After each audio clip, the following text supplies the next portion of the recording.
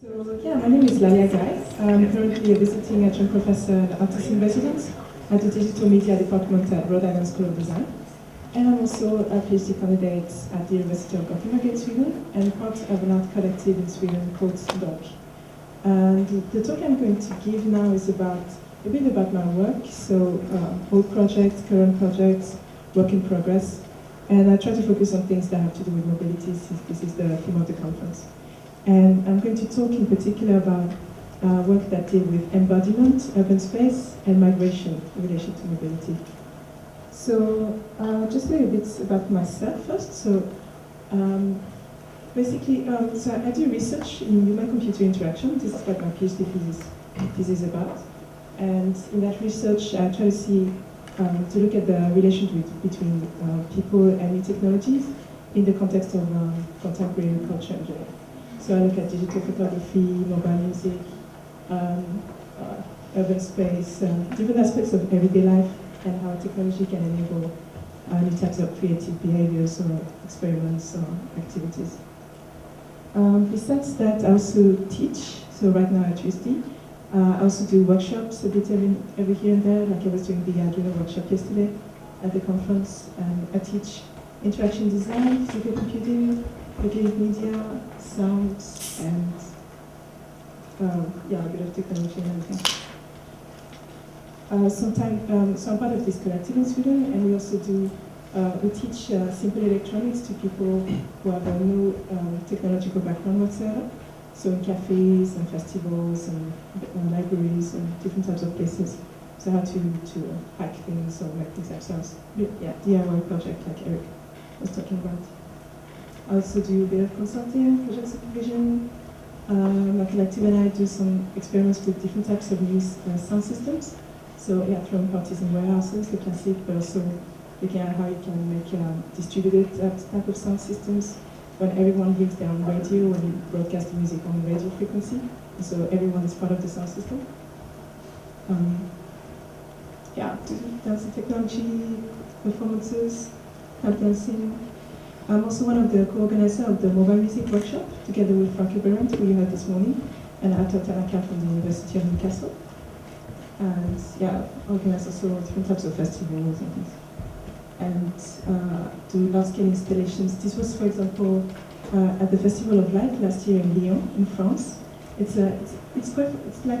actually the biggest outdoor street festival in the world, but I have never heard of it before. And I talked with some people here, and I don't know why it's not so famous here, and why I didn't hear about it before. It's a festival about lights that's in the streets of Lyon during 4 days. We did this light installation using UV lights and LEDs and plastic cups, recycled plastic cups, and fluorescent liquids. We also do urban audio interventions together with this collective, so putting speakers on bicycles and using the dynamo to make music, and participating into critical mass, making lots of noise, and do some experiments with different types of materials and physical computing. So, like looking at like kiddie crafts, like fuse beads, all these type of things, and how you can use them in physical computing. So, one of the things I'm going to talk about now, and that is related to my research and with mobility, theme of this conference, is the idea of urban affordances. So affordance is something that we talk about in ergonomics or human-computer interaction, and it's the ability of, or sort of like the way that an object invites to be used. So for example, this microphone affords to be held with your hand because it has a certain shape, or a bottle affords to be drank in a certain way because it has this opening at the end, and you can tilt it, and then this liquid comes out. So this is basically the way that objects invite you to use them.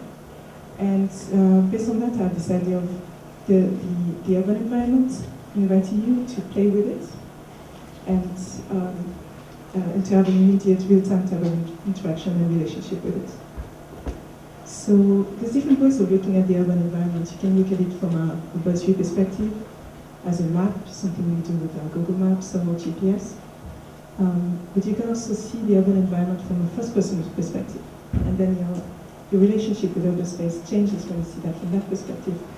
It's from so it's body-centered, you see things that are around you at hand, things that are around you can be used as resources, and you have like this real-time, immediate embodied interaction with space. So based on that, I've been doing a couple of projects a while back. I was looking at the act of mobility, so not just the fact that you carry devices with you everywhere you go, but the fact that you actually move through space, and think of this as a creative act, as something aesthetic. So use that, look at the idea of the city as a digital interface, and of different types of creative use of public space. So this came a lot from is being inspired by different types of aesthetic urban practices that people do in urban space, such as graffiti. So we all know like regular type of graffiti, but recently there's been also new waves of it that are three-dimensional, more sculpture-based, can be ephemeral, time-based, play with shadows. Or, for example, this artist on the left top corner is a French artist called Zeus that plays with the permanent shadows that you have every night from street lights, and just draws a line on the border of the shadows, and you can also only see them at night. Or there's this Brazilian artist here that paints, that does graffiti, but instead of painting, cleans the dirt from the walls. And that makes actually quite funny conversation when he meets the police, and he's like, "What are you doing?" "I'm just cleaning the wall." Okay, yeah, so they don't really know what to do about it. There's this artist called Only who puts bandages on broken things in urban space, which I find quite cute. And here on this corner, I don't really know who did this, but it's a drawing made with chalk, so it's two-dimensional and three-dimensional. It uses things that are in the urban space and refers to it, has a contextual relationship to it, and also disappears once it starts raining. Which I think are quite poetic ways of dealing with the physicality of urban space and make creative uses of it. There's also, of course, so many influences from the situationists, the idea of psychogeography, of the mental maps that you have of your urban environments that you have in your head. The idea of dairy, or walking around in the streets, not really knowing what you're doing, where you're going, but experiencing urban space in a different way. Or like getting lost in Paris with a map of Rome, for example, the classic example. And also like citizen type of reappropriation of public space, such as the Reclaim the Street movement that was quite big in the 90s, where people would fake, for example, a car accident in the street and take that opportunity as a disruption of an urban border and start making a party in the middle of the street. And there's also the urban sports of skateboarding, parkour, and such, where the urban space is used as a resource for aesthetic movements. So basically using anything that's around you as something you can use for making self-prophecies or seeing space not as just a setting, not just as obstacles to your movements, but as a resource. So from that comes the idea of urban affordances. So, to give a little bit more, to make this idea a little bit clearer, so if you look at urban space, you have this, you have, for example, periodicities that you see, for example, stairs or staircases, and then you can think of this as a rhythm, for example. There's different types of textures in the ground, in the walls. This is, for example, a street in Gothenburg where most of the streets in that city are made of these pavements, very big distance between them, so if you wear heels, it's really annoying because they get stuck between them. So they place these rails in the middle. So you have these different textures in the sidewalks. There's different types of signalitics that tell you what to do, where to go. There's layers of information by everyday people, posters about parties or apartments to rent and such. There's the space in itself is very structured in terms of streets, buildings, sidewalks, crossings. And everything is very geometrical and at the same time quite chaotic. So one of the first projects I worked on that touched on that concept of urban affordances was called Sonic City. I was working on it when I was at the Victoria Institute, a research institute in Gothenburg, Sweden. And it was a collaboration with the Interactive Institute, Rana Maze and Marta Jacobs. And it was between 2002 and 2004.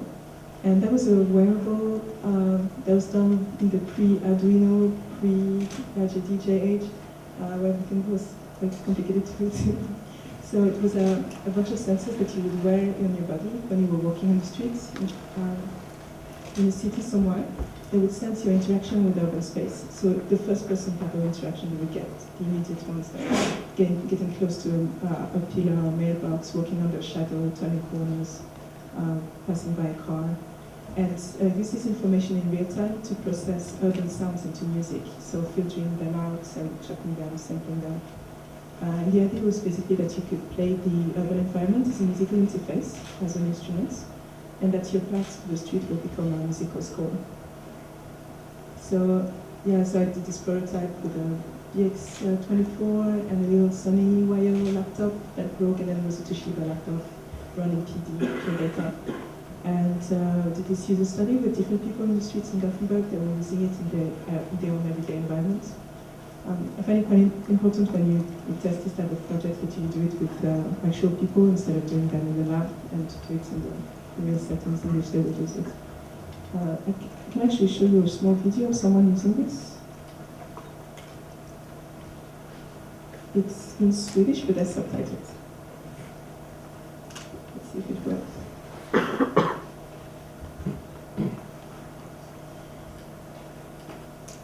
Doesn't show.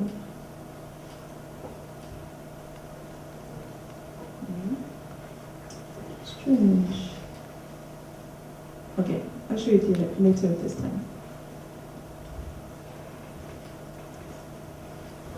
Another project that also looked at this idea of using the context around you, or the things that are around you as a resource for creative practice, is a project called Context Photography. That was also done at the Victoria Institute together with my colleagues Maria Hawkinson and Sarah Wilbert.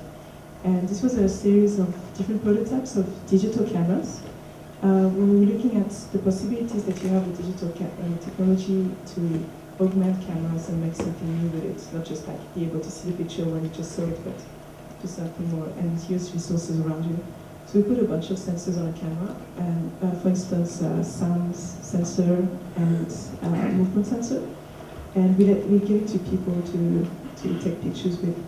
And what the sensor information would do is that it would affect the visual image directly when you took a picture. So instead of photoshopping something, you would take a picture and have this visual effect appear directly based on where you are and the resources around you. So, for example, here you can see two teenage girls that are taking a picture, and the sound level pixelizes the picture, and the higher the sound level, the bigger the pixels. Something that was quite funny with that project was that when you give it to people, well, at first they were just taking regular pictures, but at some point they started to chase elements that we could incorporate into their pictures, so get close to traffic or to trains. And when they couldn't get something that would get the effect that they wanted, they started screaming into the camera in order to get the sound level, and do all this type of goofy type of behaviors. Here are some of the pictures.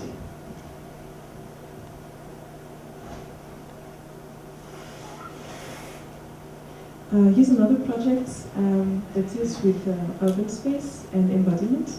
So this was in 2003 or 4, I don't remember exactly. It's called TAPE, and it means tape. It's just like the Swedish spelling of tape, T-E-J-P. And this was an experiment in how to engage with located media spaces, but in a more embodied way than staring at a screen.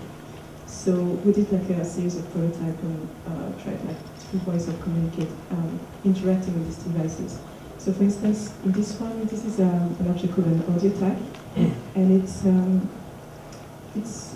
way of accessing digital information that people would put in urban space at points. But instead of using headphones or having a screen and clicking on a button that would play back a file, what you would do is that this box would be on the wall, and someone would have placed a message. So it could be smaller, this is just a prototype. And when you would pass by that box, it would sense the distance that you are getting close to it, and then it would sort of whisper a message to you. So you had to be close to the box in order to hear it. And the type of gesture that you would do would be something like that. So it would be, the idea was to use gestures and the meaning that they have in society, such as leaning towards discipline in order to use secrets as a basis for the interaction.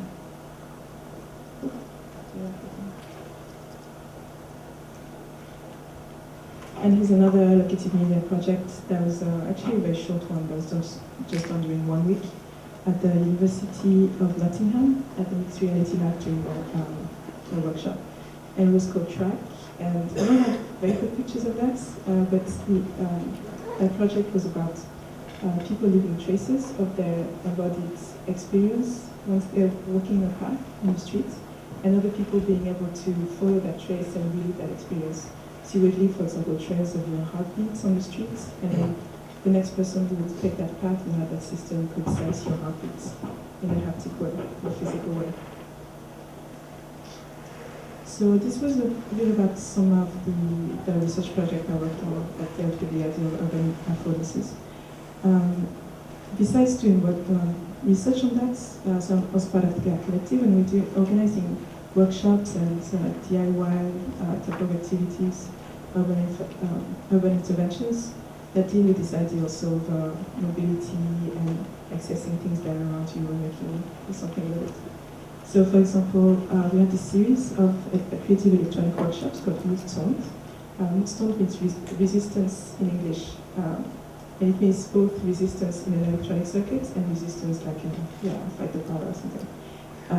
And so we had a couple of them. This one was Moodstone number 2, Attack of the Pants, and PANTS stands for Portable Art Noise Things. And this was a workshop where we taught people how to make speakers with jump boxes, inspired by the Scrapyard Challenge, big influence, and using also contact microphones, so that they could have this portable device with them, and whenever they would be in an open space, they could amplify tiny sounds that they would hear that they would want people to hear. So here's someone making a speaker with a microphone box. So I also been teaching physical computing in different places, and this is, for example, a project that one of my students was doing, where they would hide speakers in trash cans and just like hide them in open space and play back sounds. I think that was, they were playing back some sound from a Marlene Dietrich movie or something like that. Just showing people how it's easy to make electronic circuits and installations and just place them there and do something with open space. And it's pretty straightforward, like this was done in 1 afternoon. And this other audio mobile project I was telling you about, Velophonic. So we also make workshops where we teach people how to hack their bike speakers. So now, the last part of my talk is about another dimension of mobility, which is migration. So that's like yet another scale of mobility. And these are a couple of projects that are like sort of work in progress that I'm doing right now at Rhode Island School of Design. I'm taking the opportunity that I'm at the school as well, like a long tradition of crafting and making things to learn a bit about how to work with wood, how to work with metal, different types of materials. Also, like, take time to work on my own personal projects rather than doing research. So the idea of migration is something that's very important for me, being part of a second generation immigrant family. So I'm sort of trying to not make devices or make things for immigrants, but rather give, sort of materialize what the experience is to be part of a diaspora or be part of an immigration group. So these are pictures of 4 of my brothers. I have 7 brothers. We're a big family. And this was taken in the 70s, and you can see how they're all dressed the same way. So this is like the starting point of that project. So there's different parts in that project. This one doesn't have a name yet. It's basically something that has to do with the idea of when you emigrate somewhere and you haven't been back in your home country for a very long time, how you still carry your country in your own body, and how also your relationship to your home country are essentially mediated by technology, because you don't visit maybe that often. The only way that you communicate with your family or home country is through like mobile phone or Skype, so this type of technology. And this is it's a sort of a remote presence type of project in a wearable, and it's a corset. It has nothing to do with restraints or fetishism or anything. It's just a corset because it is a garment that you wear very close to your guts, and so that relates to the idea of carrying your body, your country in your body. And this corset that I'm working on is going to, or is about to be connected through Voice over IP to one of the houses in one part of my family lives in Senegal, and have sounds through Voice over IP be translated into vibrations onto that corset, so that I will feel the presence of the people onto my guts, basically. But at the same time, not actually hear what they say. This is sort of a common of clouds, not really being in communication with them. It's just one way, they don't hear anything back from you. And another project I'm working on right now that should be done in a couple of weeks. It's based on this thing that's in a lot of certain countries, which coincidentally are also big countries of immigration. People paint trees in white. So, and it's something that's actually quite beautiful and very mundane, but it's not something you would think about if you think of Mexico. You don't really directly think of white trees, for example. But it's very pleasant. And, so this is, for example, a tree in a Southeast Asian country somewhere, I don't remember exactly where, in Kazakhstan. This is in China, and you could do that in Poland, in Mexico, in West Africa, many different places. And these are my future victims in Providence, where I live right now, that I'm going to cover with sheets of white metal in order to sort of relate to the streets in other countries, and try to give an expression of creating this hybrid space between the countries of origin and this new country, and just cover them with white metal. And so I don't have like really fancy pictures of that right now because I'm still working on it. But I'm building this white sheet covers that basically rings on top of each other. And the last thing also with metal is that it's a very nice acoustic resonance type of surface. So I'm going to put like this thing called a soundbite that's basically a piezoelectric speaker onto the metal, and then play recorded enough street sounds from Dakar in different places. And yeah, that was what I wanted to talk to you about today.